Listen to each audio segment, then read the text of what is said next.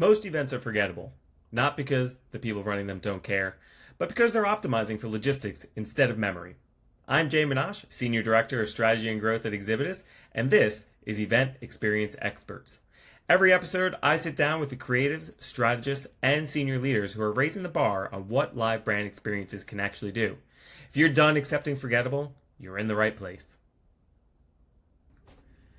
Today, I'm talking with Nicola Kastner. Nicola spent years as SAP's Global VP of Event Marketing Strategy, running events at a scale most of us only think about in theory.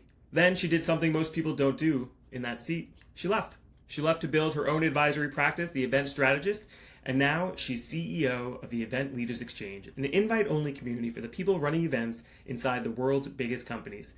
So her job now is producing something for an audience whose entire career is knowing what good looks like. Welcome to the show, Nicola. Thanks so much for having me. Yeah, I can't overstate. There was a comment you put on LinkedIn about think about my job. I'm planning events for event people. It's like the stress, because I've been going to Exhibitor Live, Experiential Marketing Summit. It's like I look at them like you know your audience is us, right? Like, why is this not the most perfect thing? And you're doing that on steroids. Yeah, I always said running events for events people would be the worst job in the world, and now I do it for heads of events. Like, talk about a sucker for punishment, right? Yeah, well, it leads perfectly into the first question. You have spent years literally doing this from inside one of the biggest companies in the world, and then you were doing the consulting. What conviction from your years in that seat made you actually say yes to producing events for arguably the toughest audience there is out there? Yeah, and I think it's bigger than events. So when I was at SAP, I'm a marketer. Even though I grew up in events, I consider myself a marketer before I consider myself an events person, because I really truly believe in focusing on the business of events and understanding that every event is meant to drive a purpose and achieve a goal, versus the events business, which is about the logistics and the beds and seats and all of those type of things, which are important, but unless you know what an event is meant to achieve, how can you design something to be successful? So anyway, I've really believed that, and I was a really damn good marketer and an event marketer, but I had no idea what these people did for a living, right? Like, we're talking enterprise software, multi-million-dollar purchases, and I always said IT people were great to have a beer together, but they wouldn't be why I went to a conference. And so after I left SAP in January of 22, I consulted, and I realized that I actually did miss being part of a team. I missed making a difference. I remember I had said to my husband, if someone takes my strategy and puts it in a drawer, I don't care. I don't have to watch it die. But I did care, and I really wanted to be able to drive change. If I back up, ELX, I didn't start ELX. I just have the privilege of leading it now. But ELX started in September of 2021. So right around the time I was leaving SAP, it wasn't on my radar at all.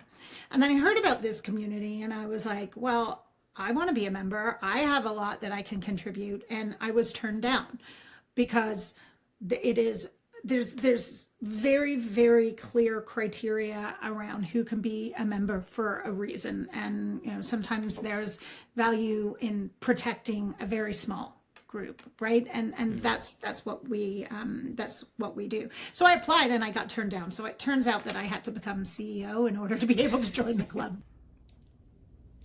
I love it. But it's been great. Yeah. And it's honestly, when we were chatting before this, you said that what you do, Aaron, now is one of the best jobs you've ever had. This is by far the best job that I've ever had as well. It makes everything better, doesn't it? It 100% does. There's also something else I was reading about you earlier, and I don't know, well, we haven't spoken about this before. I'm obsessed with the book Unreasonable Hospitality. I read it once, I was like, I didn't get enough, I didn't take enough notes. I read it a second time, cover to cover, underlining, literally have a doc, 20 pages of notes of how can I apply this to my life, my job, the people. I saw that you were there at the Nashville Summit, the Unreasonable Hospitality Summit. Is Will Guidara. I mean, I also met him at South by Southwest, I'll say that. He seemed like the genuinely nicest person as well, which makes me feel good about the book behind it. But what would you say, what did it teach you about making people feel something instead of, especially the people you're talking to or producing for, assessing the run of show? Like, what did you learn most from that? I love that you asked this question. The event was incredible. I loved the book. I bought it for my team. I had them all to read it because the concept of unreasonable hospitality is something that I think has just been core to my DNA my entire life. And so I loved the book. The event was reasonable, and no disrespect to Will and team. They ran restaurants really well. I am the equivalent of their New York Times food critic, right? When I'm going to an event. There were a lot of really great touches. In fact, I've got the welcome letter that they gave me right here because I'm stealing this idea for my event next week. There were some things that were really great touches, but others that, as event professionals, we look at from a very, very different lens, right? The small, little, tiny things that make a difference. So we, when you're planning events for people that have this experience, like collectively, this community plans 177,000 events per year and 12.9 billion of spend. Like, we're talking a lot of events and a lot of experience in the room, but people can feel the intent of unreasonable hospitality. And I'll just, there's so many different examples that I can give about this, but I'll just give one that happened right now. Just before this call, I just got off the call. We run 4 in-person events per year. We had a new member join in February before our previous event, our last event. And 2 days later, she came to the event. She didn't know anyone, and she didn't know that 50% of the people that are at our events are attending for the first time. She had no idea what to expect. And she came to our event. We always do a first-timers reception because I never want anybody walking in a room and me being the only person that they know. And she was comfortable after that point. But what she shared with us after, because we also do a new member onboarding call, and because she'd attended the event so quickly, she hadn't done that new member onboarding call. And so she was explaining her experience at the event and how in her head she was about going, how scared she was to go, to be in this room with all of these leaders. We all get imposter syndrome, right? And she had it massively. She was freaked out, and I never want anybody to feel that way. So, like I said, 50% of the members that attend our events are new because we're growing so rapidly. So when our members registered, when people registered for our event that's coming up in a week and a half, if they were a new member, they got a letter from me, an email from me immediately saying, "We are so glad you are coming. Just so you know, you are not walking into a room that is all established groups and cliques. These are the things we're going to do." And one of them is we're going to have a call with all of the new members. We'll record it if you can't come, and we'll have a call so you can learn about the event. So we just finished that call where we walked them through the agenda, what to expect, what makes our events different, how they can get the best experience out of it. And while the call was, we'd asked them to opt in during registration. We created a WhatsApp group. So there is now a first-timer WhatsApp group that is live for our people, for our members that met on this call just now, to be able to ask each other questions. So they're not feeling they're not feeling overwhelmed walking into the room. Even though we're all events professional, we still feel nervous and overwhelmed going to an event. And so that's to me an example of how we try to apply the unreasonable hospitality concept to what we do in our work as well. I really love that. I'm going to give you another tip. So I went to a conference last September, similar kind of feeling. It was the GTM conference. Have you heard of Pavilion Community? Mm-hmm. Oh yeah, totally. So I've been a member of that since end of 2020 when I stepped into a marketing role, and I was like, I should probably figure out how to do this. And so last year was the first conference I went to that they put on called GTM, and like, talk about imposter syndrome. I'm like, in the event industry, a big company is 1,000 people, and that's even massive in our world. That's like the smallest company in the room in this company or in this conference. And what I really enjoyed, and it made it easier to walk in, they actually set up networking calls, like one-to-one calls, like a lunch roulette type of system for people that were going to the conference. So it's like, even if you knew nobody going, whether you're a new member or not, it's like you have at least that one person. So it's like, I think on top of that, WhatsApp, I think that could be a really nice, like, it's great to put the group together. I think it does put everybody at ease, and you walk in, it's like, oh, okay, I know some people, and then you see them in person, you get all excited. It's like, oh, so nice to meet you in person. I saw you. I mean, I don't know about you, and I think every event professional should do this, should steal really good things from events that they go to that work. Yeah. And learn what things don't work. How do you know what it's like to be an attendee if you've never been to an event? So that WhatsApp group is something. I went to the TED conference the year I left SAP, so 2022. They did something similar, and I was like, that is brilliant. I'm going to use that one day. Yeah, I steal from all kinds of ideas all over the place. Steal like an artist. I referenced this book and talking to somebody yesterday, and it's true. It's like there aren't really a lot of original ideas. There might be two ideas that you blend together that make it an original idea, but yeah, it's like beg, borrow, and steal from different industries. Everybody's doing different things. It's like, oh, I love that idea. I mean, that's why it's like it's hard to get experience. And you have to try.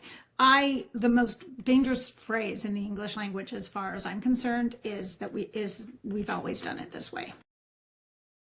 I get a visceral reaction when people say that to me. I'm like, and it doesn't mean you need to start from scratch and do something brand spanking new, but at the same time, it's like, hey, you can evolve it. Like, we can take the same guts and just like, let's tweak it here, let's tweak it there. And don't throw the baby out with the bathwater if you don't need to, but you need to examine, why are you doing those things? Another concept from Unreasonable Hospitality that we just took is where they mapped out the guest experience in the restaurant, like every single touch point. We just recently did that with our member onboarding experience. And I say in my interview, we communicate mostly by newsletter. And then I found out, going through this journey with my team, we send them 8 emails in the first week. And I'm like, what does that feel like on the other end? They're like, what the hell did I do joining this community if you're going to email me that many times? So you have to just think about all of your processes, all of the things you do. And even if they're the right things to do, the way you do them really should be open for interrogation all the time. Yeah, no, I love hearing that. And I think for me, Unreasonable Hospitality, besides the like very clear correlations to our industry, back of house, front of house, and all those battles, the amount of special experiences that he called out, that it's like, yeah, we didn't know anything about these people, but we heard them say something, we turned it into in a moment. It's like, we're talking to our attendees or our partners for months at a time. It's like, what are we doing with that information? Like, and you can ask literally like one personal question every time you talk to them and get this like entire book of like little touch points you can get. You know, I start to make mental notes of like, oh, that's their favorite drink. Oh, that's their favorite snack. And I'm like, why don't I just create a form and just send it to them? Like a Google form that's like, hey, can you take like 5 minutes? I'll even do it with you if you want. And it's like, collect all these things as like something you're excited about in the next 6 months. And then I'm going to keep it on file and not to ask you again. Because that's worse if you fill in a form and they ask you every single time to fill in a form, right? Well, yeah, that I feel like that's a form of torture. And actually, to me, that would be like, you're not a very good partner, because it's like, exactly. Twice is fine. Anything past that, I'm like, I'm not doing this anymore. Exactly. So something else you talked about recently was about swag. And everybody has very strong opinions about swag. And I liked your counter position, because I'm speaking of Liz before, stuff we all get. And so much of it is junk, but I really like your point. I've never heard that analogy. I love that. I used to call it shiny, but I like stuff we all get much better. yeah. I mean, but it's so true, and so much of it, you know, I think the stat, I forget what it is now, but like 95% of it just goes in the trash. Yeah. Where you said, you know, when the item, the experience, the operational plan, and the audience all line up, it can actually be really special. Do you have a specific instance where like that really had that effect on you and really made it work operationally, especially? Absolutely. I'll give you an example from before I joined SAP. I was leading events for a data management company, and the previous year, pre-me, they had scanned the beer line to get leads. A scan is not a lead, first of all. I will not go on a tangent, but I feel that is not a lead. That is a warm breathing body. And if they were in the beer line, they are sure as hell not coming to buy anything from you later. So first of all, your scanning strategy needs work. But one of the things we did was we designed our booth we wanted to create a line.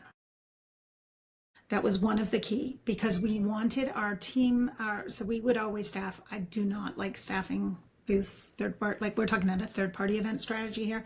I don't like staffing booths with sales. If it's not their territory, not their client, they don't work it the right way. So we would always staff with sales engineers. And I'm going to back up before I finish the story. I had been at an event where we had a 10 by 10, which normally I would not have gone to, but like I said, I like to go to other events. I love to see what people are doing. And it was actually Cisco Live. And I was sitting, I missed my flight. So I'm sitting in the booth and I'm listening to somebody come up, talk to one of the sales engineers, and they're like, yeah, I'll have so-and-so get to you. This was someone that was a customer, needed some information. Then someone else came up and they said, yeah, we'll follow up with you on that. He's scanned them, but he hasn't made any notes. And I'm like, how are you going to follow up with those people? How are you going to, how are we capturing that information? And he said, oh, we can't. And I'm like, does this happen all the time? And he said, yes. Yes. So from that experience, and we then created a strategy where we matched our sales engineers, and you needed somebody that was technical enough to understand the product. Like if it was me as a note taker, I would have been like, what do you want me to write? Like what's important? I wouldn't have known. But somebody that knows the product. So we used SDRs. And so we brought SDRs and on site to this event because we were making more than $1 million investment in it. So it was a massive investment for us. And we brought them on site and we put them in teams and we incentivized each team. They worked as a team. They had their own scanner. One of them was meant to talk. One of them was meant to capture notes. We incentivized them on meaningful conversations. And a meaningful conversation could have been happy customer. It didn't have to be a lead. It was a meaningful conversation. But in order for this strategy to work, we needed a line, right? And the line formed around the booth. Think about the whole Disney experience. While you're waiting in line, they're entertaining you throughout the whole thing. We needed something that would create a line, and we actually had all of our content and our demos on the outside of the booth where the line was going to form around. So people were, while they were standing in line, and this was a data management company, so those people go for their annual t-shirt quantity for the year, they stand in line for t-shirts. We knew this about our audience. So our teams of sales engineers and SDRs worked the line. When they got to the front of the line, there was a game. And I don't know, I'm sure you've noticed this at trade shows, like if a line forms, people just get in a line without even knowing why they're getting in a line. It's everywhere in life, actually. It's not even just exactly. So I wonder what this line's for. Let's just stand in it. Just having the line created demand. Now, not everybody in there was a valid customer or a prospect or a potential one, but they might have been, but unless we were talking to them, we would have never known. So that's why the teams were incentivized on documenting these conversations, meaningful conversations. By the time people got to the front of the line, the actual prize, it was quite a long time ago. It was like when the new Star Wars had come out, you know, that little rabbit, that robot thing that was orange and white, like, and they were so hard to get. And we had gotten 7 of them.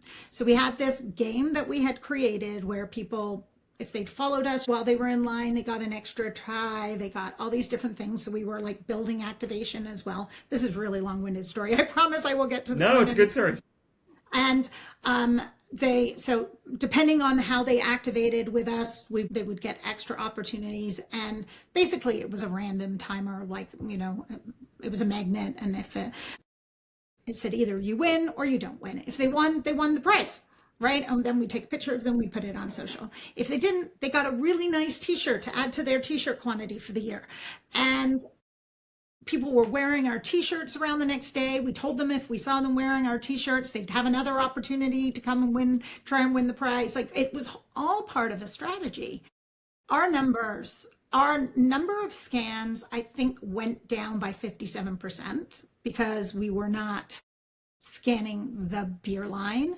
But our number of direct opportunities, and this was only like, I left there, but I had reported it, I think at 12 weeks, had gone up 386%. Every night I was sending the information back to my marketing operations team, and they were telling us, we were reporting in the booth meeting how much pipeline we had touched, how many new companies or new customers, you know, against all of our targets. because that's also important, is feedback to the team so that they know that they're performing and so forth. But by the time I started going through the content, the comments, I was like, please just put hot, because I removed all the banned questions. Those are the worst things in a scanner. Like, do you have budget? Do you have authority? Like, who asks those questions? So just document the conversation. And the next day I was like, please just put hot lead if it's hot, because there are so many in here that I don't even know what to bubble up to the top. The impact was massive, but it was all driven out of swag. Also understanding our ICP, and then understanding what our strategy was and how we were going to build and use that swag to build and develop, activate our strategy. I love that. There's so many reasons I love that. Anything that's done with purpose and knowing your audience is going to be more impactful. The three areas that really stuck to me. I love the teamwork aspect, the SDR with the sales engineer, because first of all, nobody wants to talk to salespeople. As a lifetime salesperson since birth, I will say, unless you have to disarm them first and get them into a conversation, but they want to know how to use the thing, and especially in a technical audience like that. I also love the Star Wars connection, because I think if Star Wars measured their merch at trade shows compared to their global sales, I'm curious what that percentage is, because all the Lego sets and different toys. So I love that teamwork, because you can't focus on the conversation and take the notes, and you can't possibly remember everything, even if it's a 2-minute conversation, let alone a 5, 10, 15, which is what obviously you're hoping it is.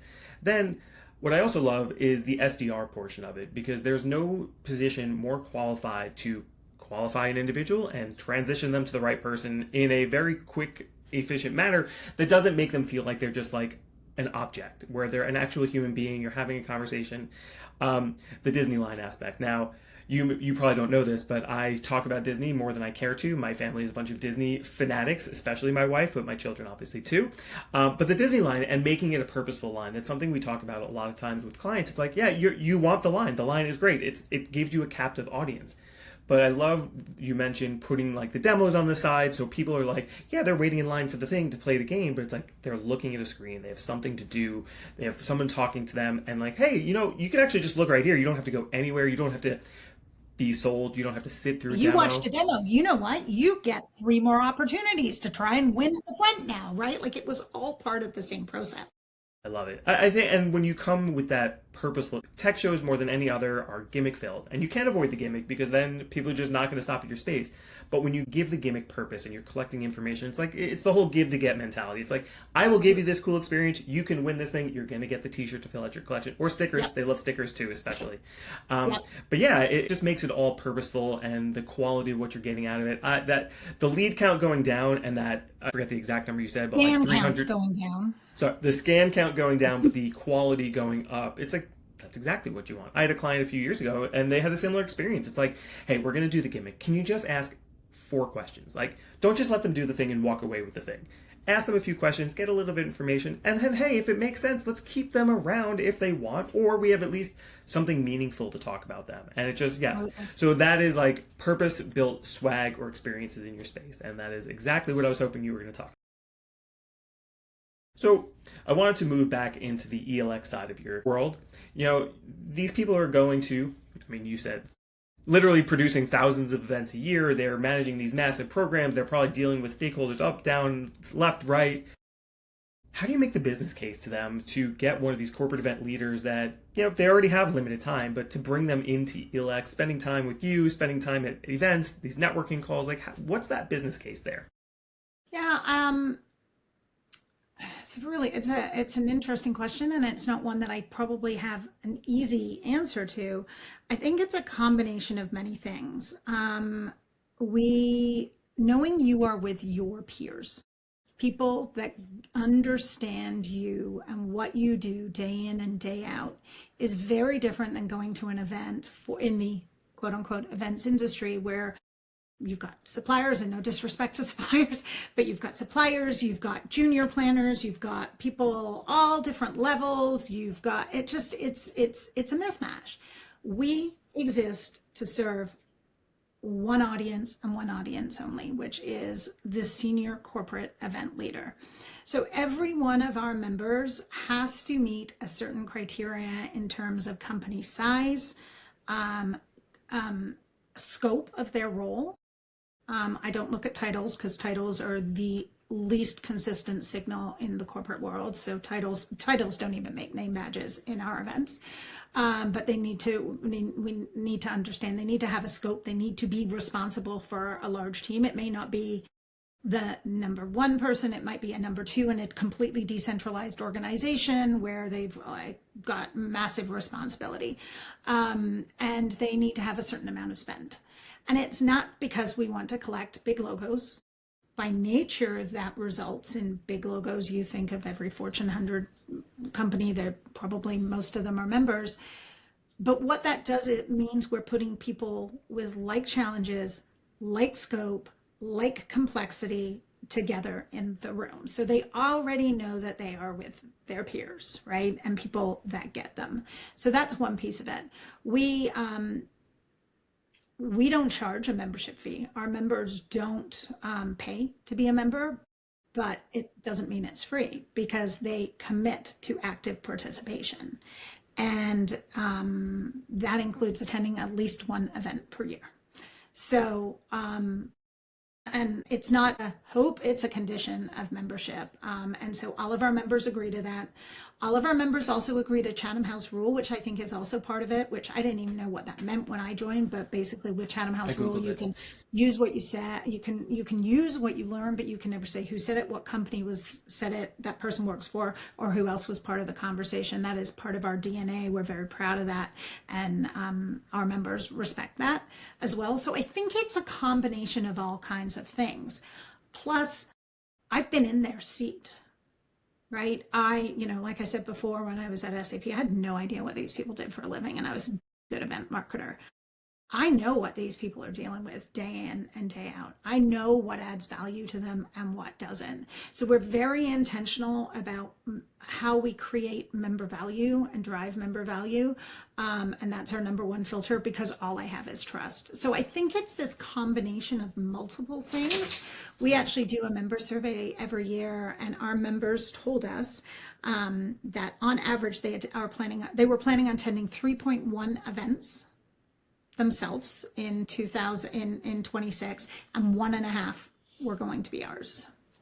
That's amazing. Which is amazing to me, because they know it says everything about what you're doing. Yeah. Mm-hmm. Our NPS is so we've grown rapidly. My first year in 24, our event that's coming up in a couple of weeks, we had 24 members. That was 12 weeks after I started that attended. Last year we had 75. This year we're going to have 125, and our NPS scores are going up. It went up from 88 to 92.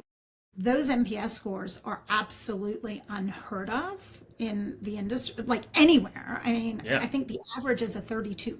So they're unheard of. And we went up as we grew because we're very intentional. So how do we keep the magic? How do we protect that? How do you create moments of unreasonable hospitality? Mm-hmm. Mm-hmm. And we listen to feedback. And I think that is probably one of the most important things. We truly listen to feedback. A lot of the changes we made to this program are based on what we heard last year. I always say there's no shortage of advice when you're dealing with event professionals who look at every nook and cranny, fault and everything to criticize. But those scores say it all to me. No, that's amazing. It makes a lot of sense. And I was thinking, as you were talking about, just the limited amount of suppliers being there it makes it such a more open and freeing space. I was thinking about EMS, where I was just there. There were a couple speakers who were like, oh, I really want to meet this person. I've met them in the past, 15 years ago. It's been so long. I went to their speaking session. I saw them on the show floor, and any moment they were free for, literally, it was like a split second. 3 people swarmed them. Yeah. Person. I'm going to just add to the madness, which makes you not want to go especially in those positions. So to have this private group of like-minded professionals that are dealing with the same chaos that you're dealing with and all that. Yeah, I think, no, it's amazing. I remember when I first heard about ELX, I was like, hey, how do I become a member? And I was very quickly oh, never. Yeah. but I love seeing the names and the camaraderie and seeing what you're posting about it and what they get out of the events. I think there's so much you can learn from that type of group that you can't experience everything. So to have it from all those such senior points of views, and again, not title wise, but what they're actually accomplishing, it's very powerful and very cool. It is. And I feel a very strong obligation to give back to the industry as well. I think we all have a responsibility to leave this industry better than when we found it. Small ways that we do that, we do 2 research studies a year. Last year we did one on compensation that is only available to members, but then we also did one on sort of what are the challenges that leaders are dealing with right now, and there were sort of 5 key themes that came out of that, and we released that research to the industry. We have a job board on our website, such a small and easy way for us to give back, but if any, when you've got 325 members working for the largest corporations in the world, that's a lot of people that are hiring for roles, and not everybody that's looking might know these people.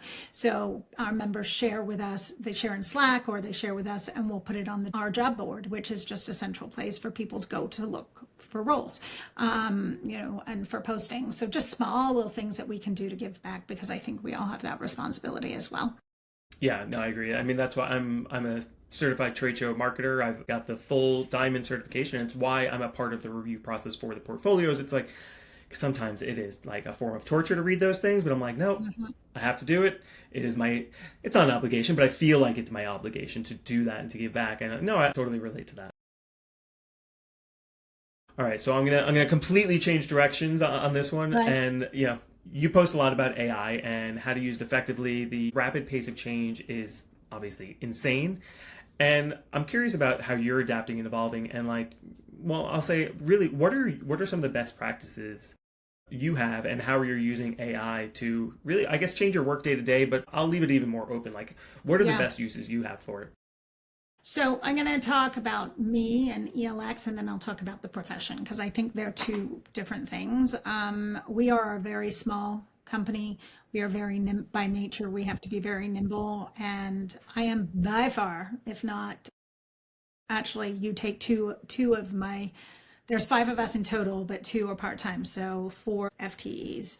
You take 2 of them and combine their ages, they're not the same age as me. So I am by far the oldest in our group. So they are all Gen Zs.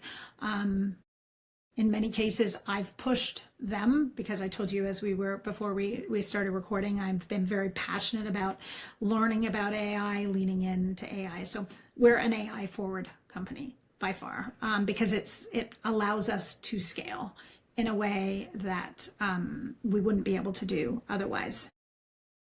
But I think it's important to think about where you use AI that makes the most sense, not for AI's sake, right? Where can it give us capacity to scale? Where does it add value? Where does it take away value?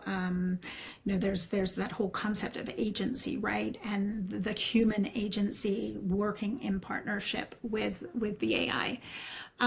So we use it a lot. And like I said, this company, this podcast that I listen to, and shout out to them, because it's called the Artificial Intelligence Show. I highly recommend it. It's 1 hour a week, and it's really everything you need to know that's happened this week in AI is summarized. So it's a way to keep on top. Doesn't mean it helps you use the tools, because using the tools and knowing what's happening are 2 different things.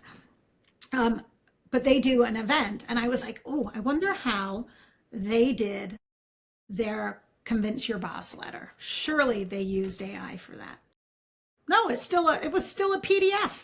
And I was like, that is crazy to me. This is the lowest hanging fruit we have as an industry.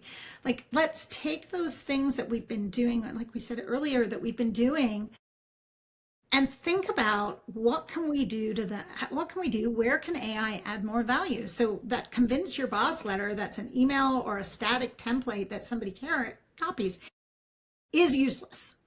I have never seen one of them that is any good. So what we did, and I started it, and then I transferred it to my team to try to break, is we trained a custom GPT on our event, on our member profile, and on objections that leaders, their bosses, that they may need to, no matter how senior they are, everybody has to convince their boss to go to an event, unless they're the CEO, really.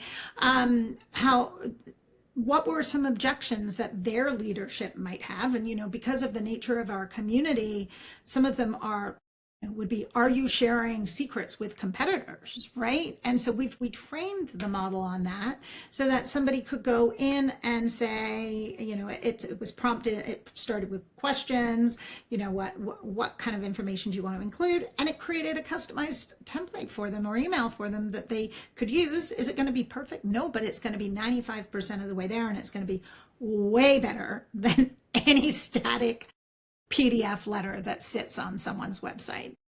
So that's just one little example.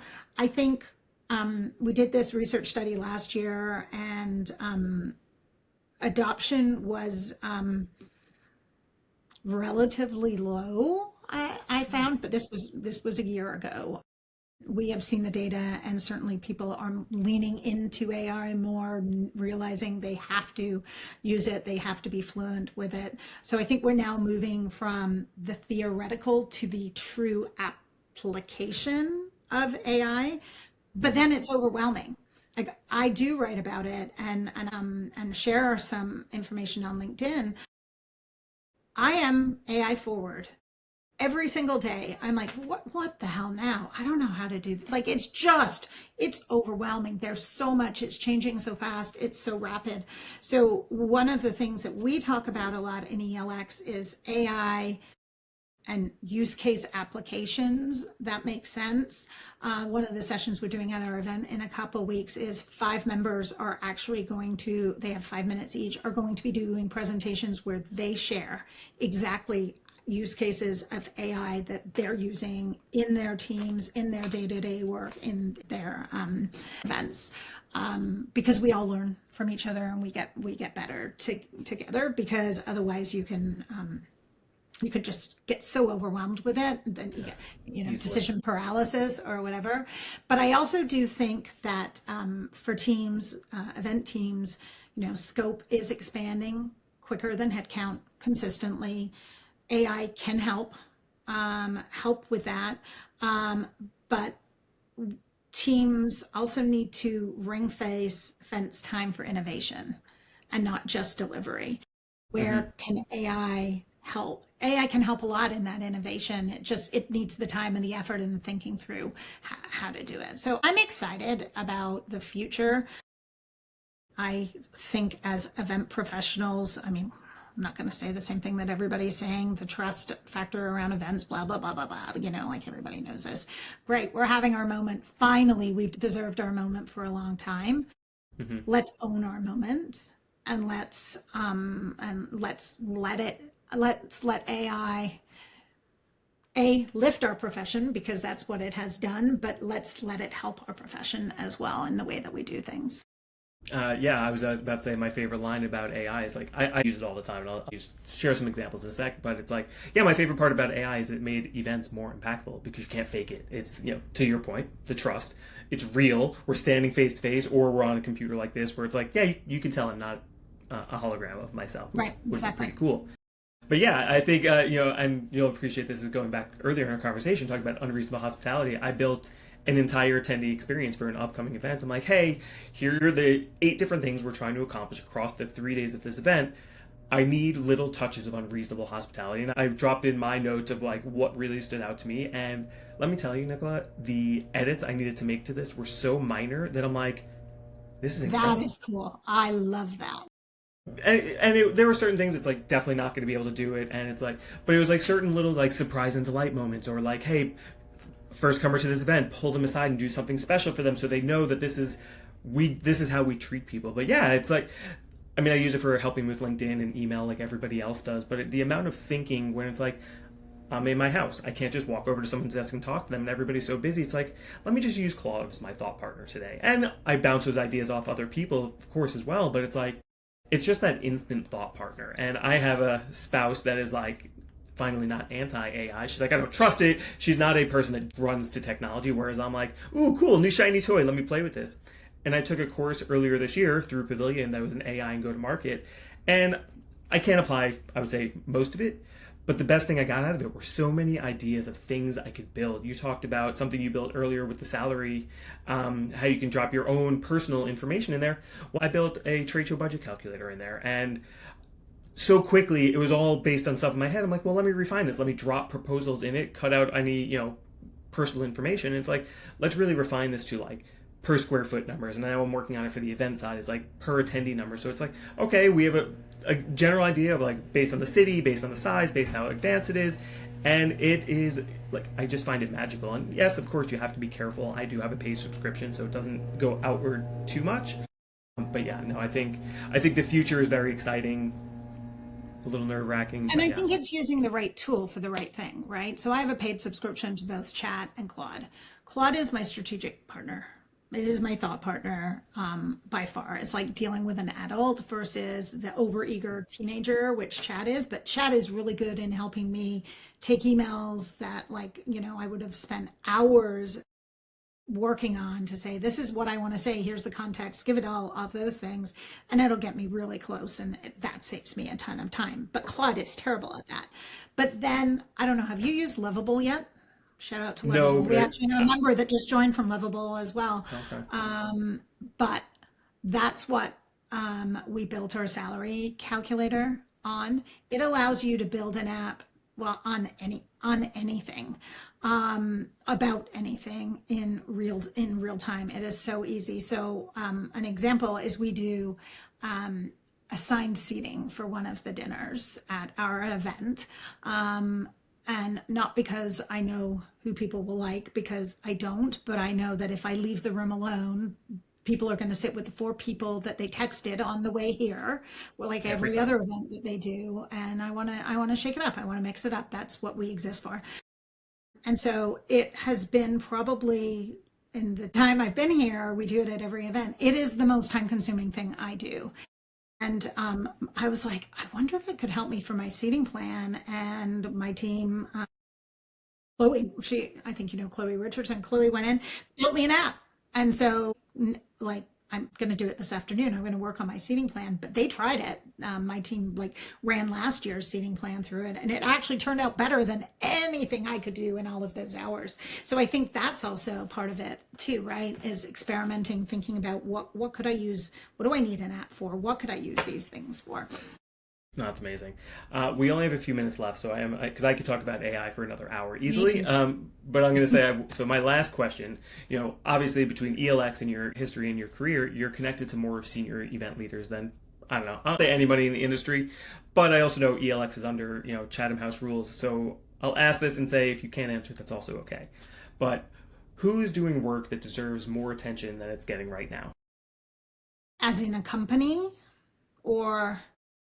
I'll leave it to you. Company or person, or if there's a specific event, you're like, that's an amazing event, I wish I were a part of it.